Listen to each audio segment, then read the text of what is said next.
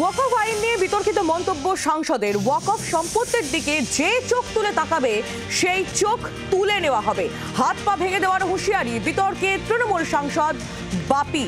যে খবর আপনাদের সামনে তুলে ধরছি, বাপি হালদার তিনি বিতর্কিত মন্তব্য করেছেন। ওয়াকফ আইন নিয়ে তার এই বিতর্কিত মন্তব্য, ওয়াকফ সম্পত্তির দিকে যে চোখ তুলে তাকাবে তার চোখ তুলে নেওয়া হবে বলে হুঁশিয়ারি, আর তাই নিয়েই শুরু হয়েছে বিতর্ক।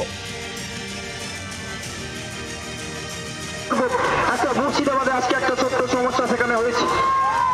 সকলের কাছে অনুরোধ করব, দয়া করে আইন কেউ হাতে তুলে নেবেন না। প্রিয় মুখ্যমন্ত্রী মমতা বন্দ্যোপাধ্যায় আছেন, ওয়াকফ সম্পত্তি কারোর বাপের সম্পত্তি নয়। ওয়াকফ সম্পত্তি একটা সম্প্রদায়ের সম্পত্তি।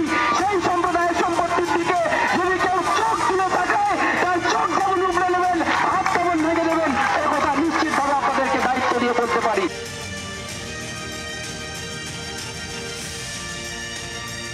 ওয়াকফ আইন নিয়ে বিতর্কিত মন্তব্য সাংসদ বাপি হালদারের, তার বক্তব্য আমরা শুনছিলাম। আর এই বক্তব্যের পরই পাল্টা তোপ দেখেছেন সুকান্ত মজুমদার। বিজেপির রাজ্য সভাপতি তথা কেন্দ্রীয় প্রতিমন্ত্রী সুকান্ত মজুমদার, তার বক্তব্য তিনি পাল্টা তোপ দেখেছেন বাপি হালদারের এই বিতর্কিত মন্তব্য সামনে আসার পর।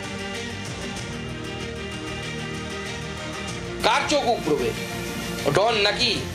পুলিশ সিকিউরিটি সরিয়ে নিলে বাড়ি থেকে বেরোনোর দম নেই, তার বড় বড় কথা।